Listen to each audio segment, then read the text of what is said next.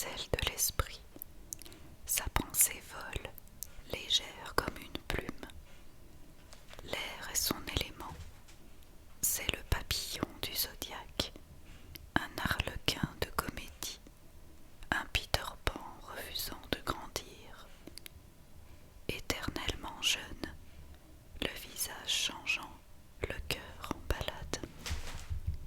Double, bien sûr, je suis tantôt Ludion, tantôt scaphandrier, résume Sartre.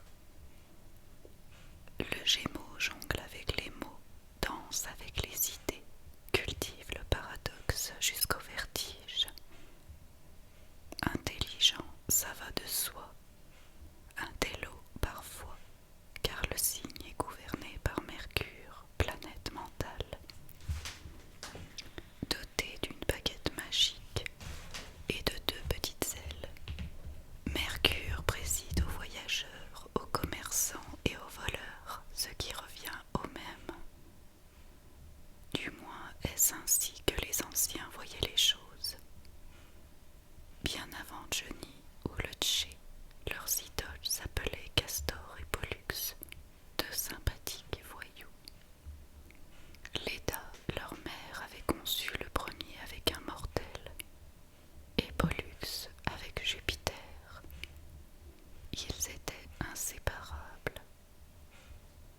L'un brandissait sa lyre et l'autre sa massue, intrépide, toujours prêt à quelque mauvais coup. Enlever de jeunes filles sous les yeux de leur fiancé, par exemple. Castor y laissa la vie, et Pollux en conçut un tel chagrin que Jupiter, son père, accepta un deal.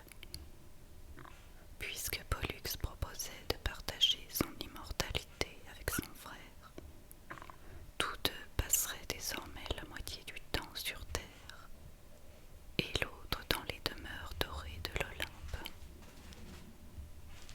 Dans ce conte, Castor symbolise l'instinct, et Pollux l'étincelle divine qui guide l'être dans son évolution. Le sacrifice de la partie de soi la plus primitive permet au héros de reconquérir l'Éden.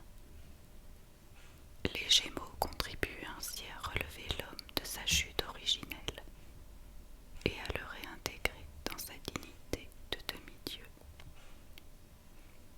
Peut-être en souvenir de la mythologie, la Géminienne aime jouer les magiciennes, extraire un lapin de son chapeau et se déguiser en Mélusine. Son visage de lutin incarne la gaieté. Il y a pourtant des héroïnes tragiques dans ce signe. Marilyn, par exemple. Mais elle se dissimule sous des lunettes de star. La femme Gémeaux est pudique. Elle planque son soleil noir sous des nuages de poudre de perlimpinpin et rit sous cape. Comme Barbara, elle chante ce qu'elle n'ose dire et patine de crainte de tout révéler.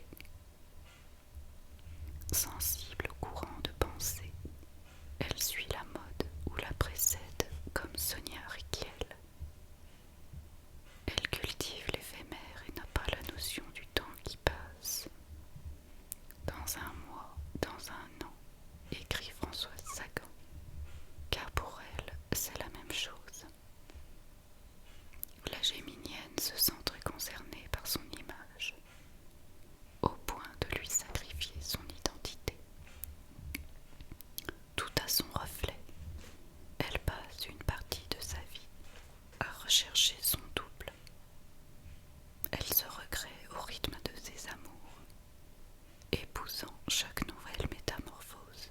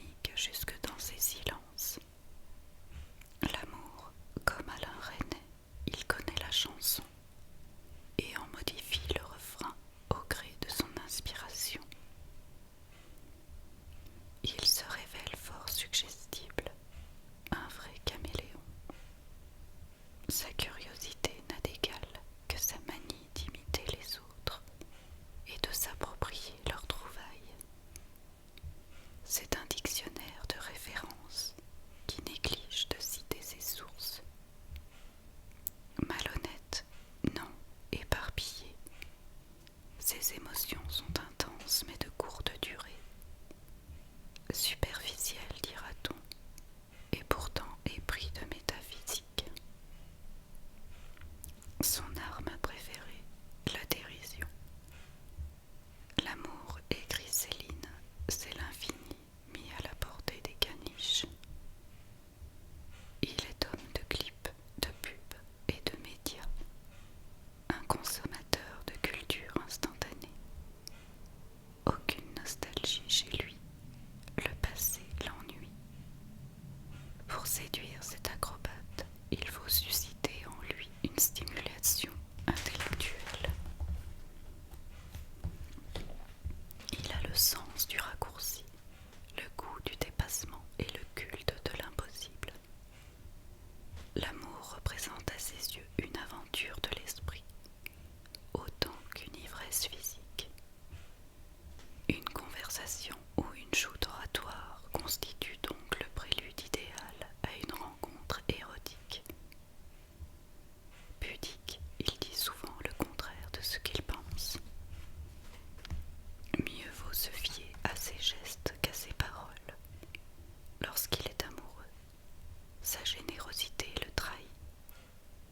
Jupiter, sa planète d'amour, l'incite à la prodigalité. Chez ses partenaires, il apprécie raffinement et culture, sociabilité, goût des voyages. Sa définition sexuelle est subtilement androgyne. Il cultive l'ambiguïté. Sa libido est soumise à Saturne, symbole des restrictions, qui lui inspire un univers de fantasmes sophistiqués. Le divin marquis en a exploré les énigmes jusqu'au délire. Mais heureusement, tous les natifs ne versent pas dans le sadisme. Le géminien recourt au déguisement. Il est adepte des jeux de rôle. Ses tours de passe-passe lui permettent d'exercer son arsenal de séduction avec l'illusion de ne pas être découvert. La conduite du cygne en amour ressemble au flirt de l'adolescence. Inconsciemment, il cherche à retarder le triste passage à l'âge adulte et à s'épargner les souffrances de la passion. Aussi joue-t-il le dilettante en maintenant le mode de l'amitié amoureuse. Il évite autant que possible de s'engager profondément. Son esprit critique et son scepticisme désamorcent ses élans romantiques. Aimer ou ne pas aimer, il vit de cette contradiction, s'observe souffrir et faire souffrir. Il croit détester quand il aime, et réciproquement, se cache derrière des masques. Rempli d'une incertitude fondamentale, il recherche son vrai visage, sans parvenir à se connaître dans l'unité.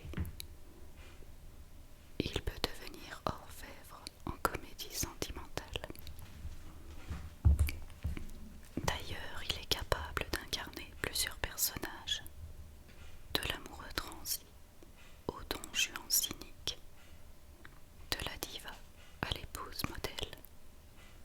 Question d'inspiration et de partenaire. Mécontente de le saisir, il se dérobe aussitôt.